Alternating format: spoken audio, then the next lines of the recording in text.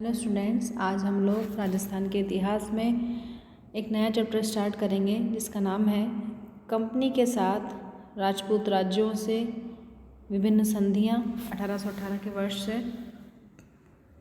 इसमें आपके कोर्स में 3 राज्यों के संदर्भ में है, मेवाड़, मारवाड़ और कोटा के संदर्भ में, कि ब्रिटिश सरकार की इन तीनों राज्यों से किस प्रकार की संधि हुई, संधि की क्या धाराएं थी, किन परिस्थितियों में संधियां हुई, क्या कारण निकले, क्या कारण थे और उसके क्या परिणाम निकले, इन सब के बारे में हम पढ़ेंगे।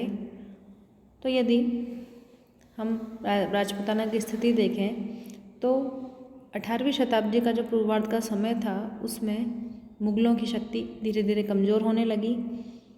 मुग़ल शासकों ने राजपूताना के अधिकांश क्षेत्रों को अपने संरक्षण में लेकर अपनी अधीनता स्वीकार करवाई थी।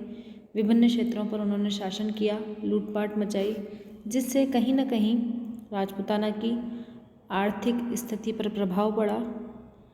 इसके अतिरिक्त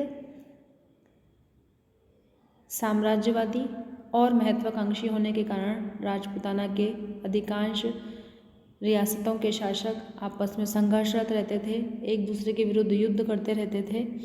इस प्रवृत्ति के कारण धीरे धीरे करके राजस्थान की जब सभी रियासतें थी धीरे धीरे कमज़ोर होती जा रही थी और यहाँ के शासकों ने अपने पारस्परिक झगड़ों को सुलझाने के लिए मुग़लों के बाद मराठों को सहायता के लिए आमंत्रित किया, जिससे राजस्थान की राजनीति में मराठों का प्रवेश हुआ और मराठों ने धीरे धीरे करके अपना राजनीतिक वर्चस्व यहाँ पर स्थापित कर दिया।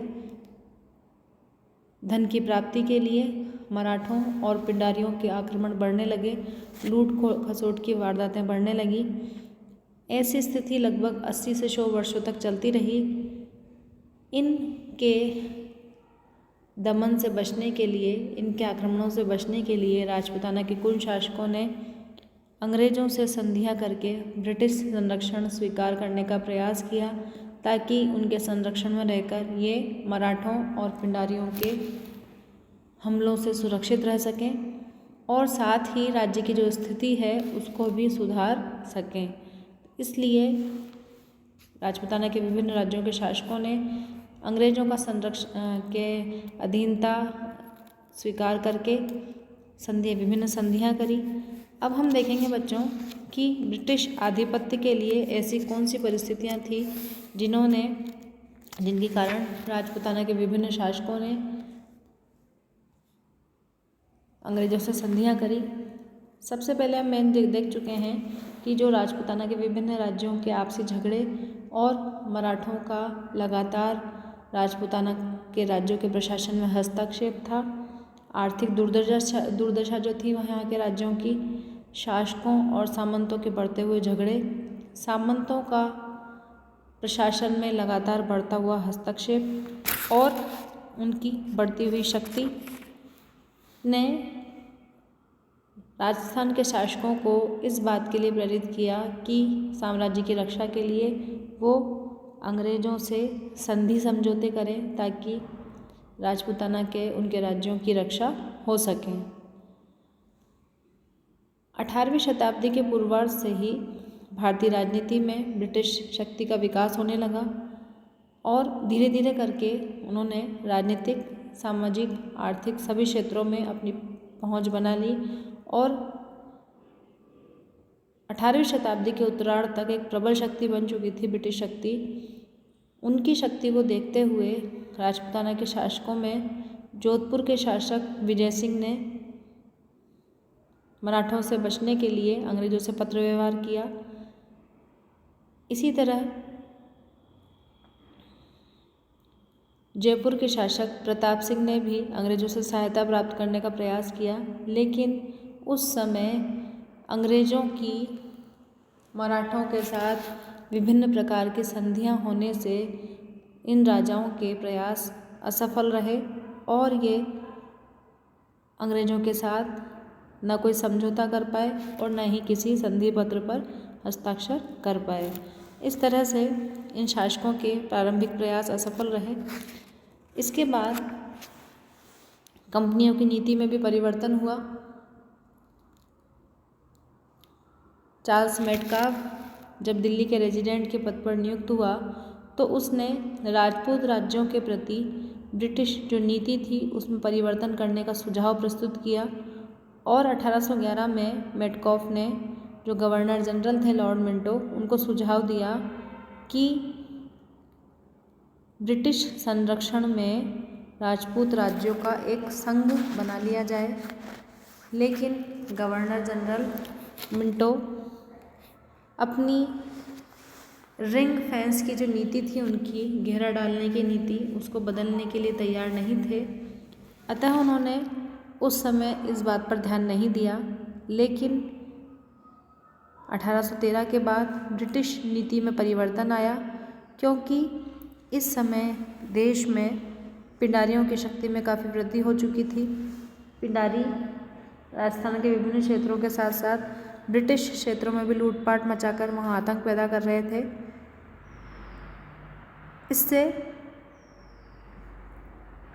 इसके अलावा इस समय कंडीशन ये हुई कि कंपनी के तत्कालीन जो गवर्नर जनरल थे लॉर्ड हेस्टिंग्स वो भारत में विभिन्न क्षेत्रों में कंपनी की जो सर्वोच्च सत्ता स्थापित करना चाहते थे।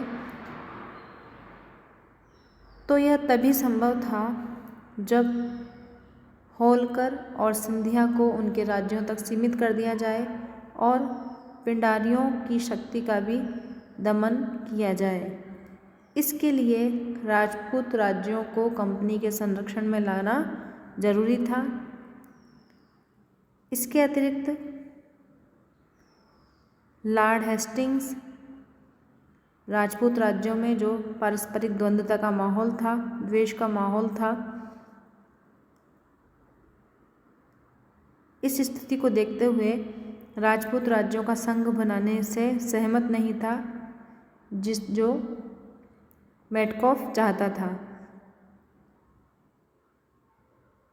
तो लॉर्ड हेस्टिंग्स ने क्या किया, उस समय की परिस्थितियों का अध्ययन किया और उसके बाद 1817 में राजपूत राज्यों से संधियां करने के लिए तैयार हुआ। उसने नीति में परिवर्तन करने का निश्चय किया और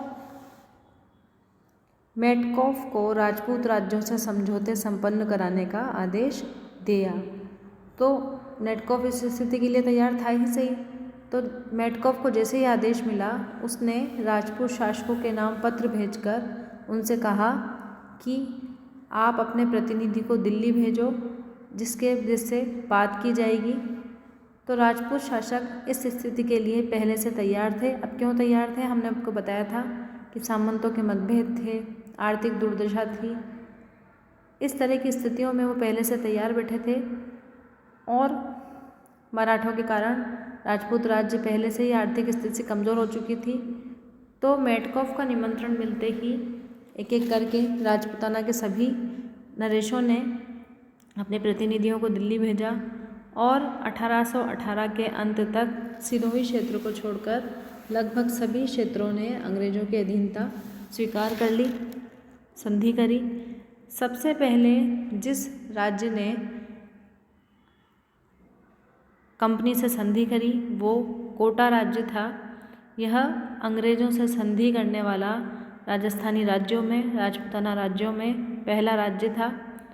कोटा और कंपनी के बीच में 26 दिसंबर 1817 को संधि हुई। इसका ध्यान रखना, डेट 26 दिसंबर 1817 को। अंग्रेज़ों से संधि का कोटा का एक प्रमुख कारण सबसे पहले होने का ये कारण था कि जो कोटा का मुख्य प्रशासक था झाला जालिम सिंह, वो एक कुशल कूटनीतिज्ञ था, राजनीतिज्ञ था। उसने 1758 से कोटा राज्य का फौजदार का पद ग्रहण कर लिया था और धीरे धीरे कोटा राज्य के प्रशासन में अपनी भूमिका को बढ़ाया। उसकी नीतियाँ इस प्रकार थी कि वह समय समय पर अंग्रेज़ों का साथ भी देता था और मराठों, पिंडारियों से उसकी मित्रता थी। वह लाखों रुपया खंडणी के रूप में मराठों को देकर कोटा राज्य को मराठों की लूट खसोट से बचाता था। इस प्रकार से झाला जालिम सिंह में इस तरह की योग्यता थी कि उसने उनको जो शक्तियाँ थी मराठे, पिंडारी, अंग्रेज, उनको अपना विरोधी भी नहीं बनने दिया और समय समय पर मौका देखकर उनका सहयोग भी करता था। अब 19वीं शताब्दी में क्या हुआ, जब सिंधिया और होलकर ने अंग्रेज़ों के साथ संधियाँ करी, तो हालांकि सिंधिया और होलकर झाला जालिम सिंह के मित्र थे, लेकिन जब इन्होंने अंग्रेज़ों से संधि कर ली तो उनको लगा झाला जालिम सिंह को कि अब मराठे जल्द ही इनका पतन होने वाला है। तो 1816-17 में जब सिंधिया, होलकर, भोंसले और पेशवा ने अंग्रेज़ों के नियंत्रण से मुक्त होने के लिए युद्ध छेड़ दिया और अंग्रेज़ों को भी पिंडारियों से युद्ध करने के लिए बाध्य होना पड़ा, तो अंग्रेज़ों के राजदूत जेम्स टॉड ने झाला जालिम सिंह के समक्ष सहायता का प्रस्ताव रखा, जिसे झाला जालिम सिंह ने स्वीकार करके मराठों और पिंडारियों से मित्रता होने के बावजूद अंग्रेज़ों की सहायता करना उचित समझा। इसके बदले में कोटा राज्य को डीग, पचपहाड़, आहोर और गंगराड़ के परगने प्राप्त हुए। इस तरह से अपने प्रारंभिक समय में झाला जालिम सिंह ने कोटा राज्य के लिए कूटनीति का इस्तेमाल किया। जब मेटकाफ का पत्र कोटा राज्य को मिला तो जालिम सिंह ने अपने प्रतिनिधि को दिल्ली भेजा, जिससे मेटकाफ से बातचीत करके संधि पत्र पर हस्ताक्षर किए। इसमें 11 धाराएं थीं, लेकिन 11वीं धारा में केवल संधि पर हस्ताक्षर करने वालों के नाम हैं। धाराएं मुख्यतः 10 ही हैं, जो निम्नलिखित थी। पहली धारा थी कि ब्रिटिश सरकार की और कोटा राज्य के बीच मैत्री और सद्भावना हमेशा बनी रहेगी। दूसरा, एक पक्ष का मित्र व शत्रु दूसरे का भी मित्र और शत्रु होगा। तीसरा, ब्रिटिश सरकार कोटा राज्य को अपने संरक्षण में लेना स्वीकार करके उसकी सुरक्षा का वचन देती है। चौथा पॉइंट, कोटा महाराव तथा उनके उत्तराधिकारी सदैव ब्रिटिश सरकार के अधीनता में रहते हुए ब्रिटिश सरकार को सहयोग करते रहेंगे। अगला है, ब्रिटिश सरकार की बिना अनुमति के कोटा राज्य किसी अन्य शक्ति से न तो संधि करेगा न मित्रता करेगा, किंतु अपने मित्र संबंधियों के साथ उसका जो पत्र व्यवहार है वो यथावत चलता रहेगा। महाराव तथा उसके उत्तराधिकारी किसी अन्य राज्य पर आक्रमण नहीं करेंगे और यदि कोई विवाद होता है तो ब्रिटिश सरकार की मध्यस्थता में उस विवाद को निपटाया जाएगा। कोटा राज्य अब तक मराठों को जो खिराज दे रहा था, अब वो खिराज किसको देगा? ब्रिटिश सरकार को देगा। अगला है, ब्रिटिश सरकार के अतिरिक्त कोई अन्य शक्ति कोटा से खिराज का दावा नहीं करेगी। यदि ऐसा करती है कोई शक्ति तो उसका जवाब उसको ब्रिटिश सरकार देगी। अगला है, ब्रिटिश सरकार की मांग पर कोटा राज्य अपने सामर्थ्य के अनुसार सैनिक सहायता देगा। और लास्ट शर्त ये रखी कि महाराव तथा उसके उत्तराधिकारी अपने राज्य के पूर्णतः शासक बने रहेंगे तथा वहाँ ब्रिटिश सरकार के दीवानी और फौजदारी का नियम लागू नहीं किए जाएंगे। जिसका मतलब ये था कि ब्रिटिश सरकार उनके राज्य में किसी प्रकार का हस्तक्षेप नहीं करेगी। इस तरह से ये सब बातें तय हुई, 10 शर्तें तय हुई।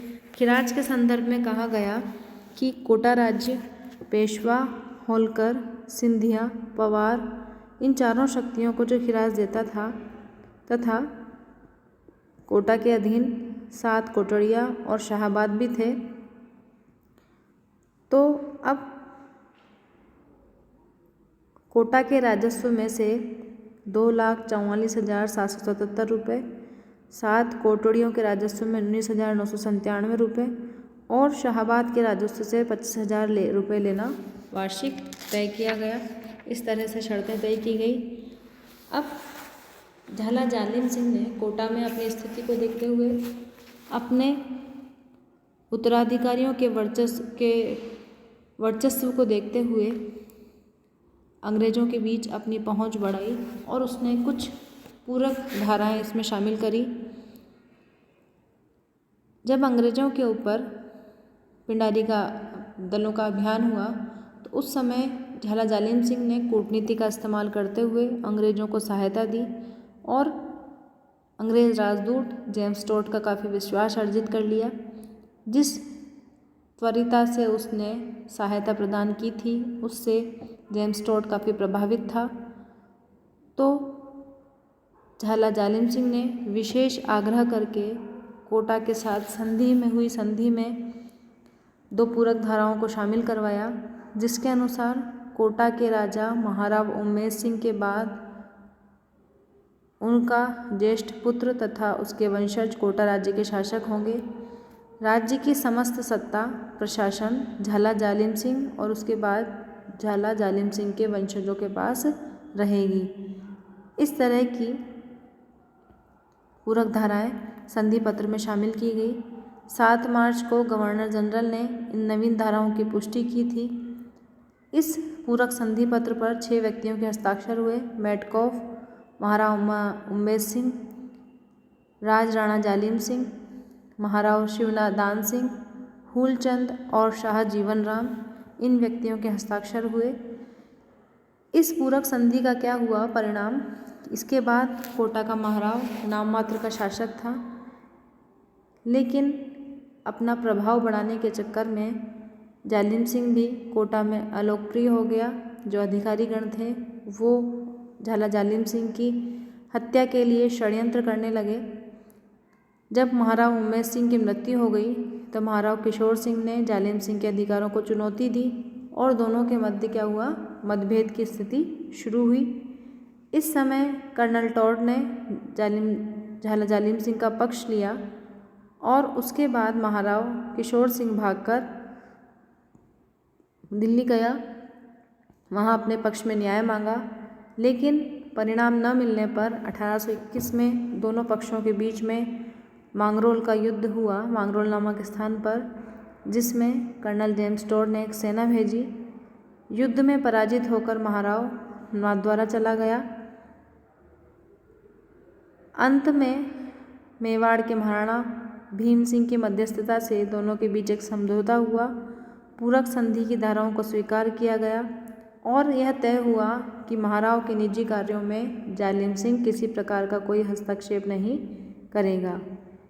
इसके बाद दिसंबर 1821 में किशोर सिंह जब कोटा लौट के आए तो उस समय तक झाला जालिम सिंह का देहांत हो गया था और संधि के अनुसार उनका पुत्र माधो सिंह कोटा का दीवान और फौजदार बना।